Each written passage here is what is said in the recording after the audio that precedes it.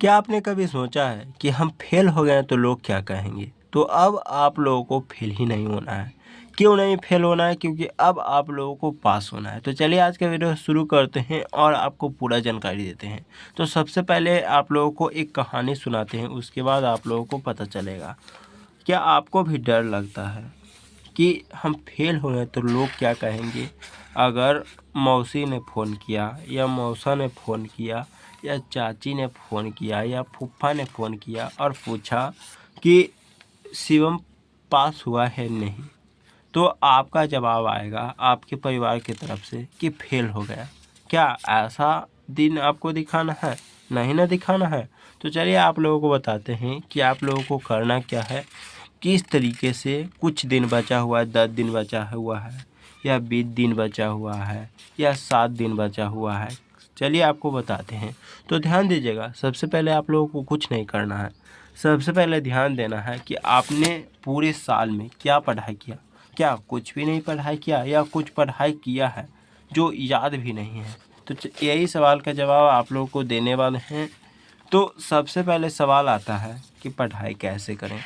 तो पढ़ाई करने का अब समय तो नहीं रहा, कुछ ही दिन बचा है। तो अब करें तो करें क्या भैया, आप ही बताइए। अगर फेल हो गए तो लोग भी पूछेंगे, रिश्तेदार भी पूछेगा और जो दोस्त है वो भी पूछेगा और जहाँ पढ़े जाते हैं वहाँ भी पूछेगा कि फेल हो गया। डायरेक्ट आपको नहीं बोलेंगे कि फेल हो गया, और सिर्फ बोलेंगे कि ये भी लड़का फेल हो गया, वो भी अपने मन में। तो ऐसा नहीं होने देना है आप लोगों को। क्यों नहीं होने देना है? क्योंकि आप लोगों को किसी भी तरीक़ा से पास होकर दिखाना है। कैसे पास होकर दिखाना है? तो बस एक सिंपल सा फंडा है। अगर ना भी कुछ आए, मान लीजिए, चलिए आप लोगों को एग्जांपल लेके देते हैं।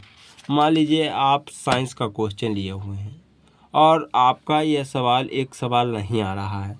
मान लीजिए आपने क्वेश्चन नंबर दिया, उसके बाद सवाल लिखना शुरू करो, गलत हो या सही। मान लीजिए 3 नंबर का है, तो अगर आपका लिखा हुआ है तो उसमें 2 नंबर मिल जाएगा। इस बात को याद रखो, भले ही आपने पढ़ाई किया हो या ना किया हो, लेकिन लिख कर आना है। और इस तरह से आप लोग को डायग्राम भी बना कर आना है। अगर नहीं लिख पाए तो फेल हो गए, अगर लिख दिए तो फेल नहीं होंगे। यह हमारी तरफ से 100% गारंटी है। अगर नहीं, आप लोगों को बस इतना करना है, ऑब्जेक्टिव जितना आता है उतना भर देना है। अगर नहीं आता है फिर भी भर देना है, शायद कोई सही भी हो जाए। उसके बाद क्या करना है कि आप लोगों को, मान लीजिए अच्छे से इस बार समझाते हैं। मान लीजिए यह क्वेश्चन है, आपने क्वेश्चन नंबर लिखा अपने कॉपी में। उसके बाद क्या क्या आप में से कुछ शब्द याद ही हैं, उसके बाद कुछ भी नहीं याद है, तो सिर्फ कुछ लिख देना है और यहाँ पर डायग्राम बना देना है। आपका 3 नंबर का रहेगा तो गलत भी रहेगा तो 2 नंबर मिल जाएगा। तो इसी तरह से 20 क्वेश्चन में भी 2-2 नंबर मिल गया तो 40 नंबर आपका हो जाएगा। इस तरह से सोचिए, 40 नंबर यानी कि पास आप हो गए हैं सिर्फ सब्जेक्टिव में ही।